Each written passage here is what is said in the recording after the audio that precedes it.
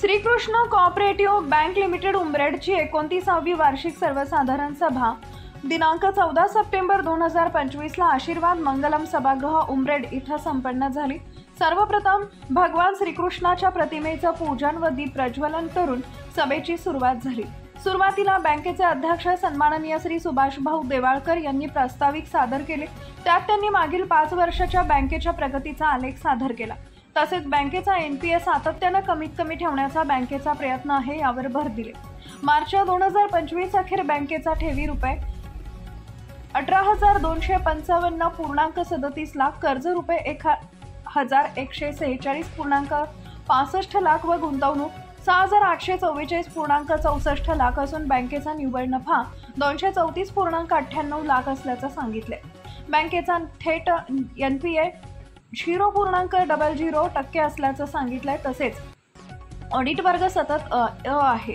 सन 2025 ते 26 चे व्यवसाय वाढीचं उद्दिष्ट 400 कोटी रुपये ठेवण्यात आले।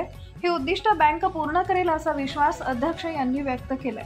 सध्याच्या डिजिटल माध्यमांच्या युगात लोकांना उत्तम ग्राहक सेवा देण्याच्या दृष्टिकोनातून बँकेतर्फे RTGS, NEFT सेवा, ATM सेवा, IPMPS सेवा, ई-कॉम सेवा, POS सेवा, फोन पे, गुगल पे, UPI इत्यादी सेवा बँकेने सुरू केलं असून उपलब्ध सर्व सुविधांचा ग्राहकांनी लाभ घ्यावा असं अध्यक्ष सुभाषभाऊ देवाळकर यांनी आपल्या प्रास्ताविकामध्ये सांगितलंय। तसेच इयत्ता 12वी व 10वीच्या गुणवत्ता प्राप्त विद्यार्थ्यांचे मानचिन्ह सन्मानपत्र देऊन गुण गौरव करण्यात आला।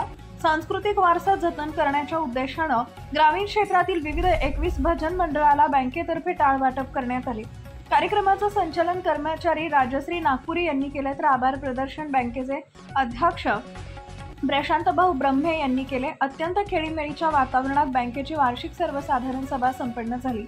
कार्यक्रम प्रसंगी संजयजी मोहोड, सामाजिक कार्यकर्ता, बँकेचे अध्यक्ष सुभाष देवाळकर, उपाध्यक्ष प्रशांत ब्रह्मे, संचालक शिवजी पटेल, नरेंद्र गारघाटे, जगदीश रहाटे, आनंद गुप्ता, अशोक सिरसीकर, अशोक देशमुख, लोकेश झोडे, राहुल मने, डॉक्टर संजय बढे, संचालिका उषाताई मोहोड, सुरेखाराई रेवतकर, डॉक्टर विशाताई मेश्राम, तज्ञ संचालक ॲडव्होकेट भैयाजी पोंगडे, ब्रिजेश पटेल, मुख्य कार्यकारी अधिकारी व प्रकाश जाधव व सर्व कर्मचारी वृंद हजर होते।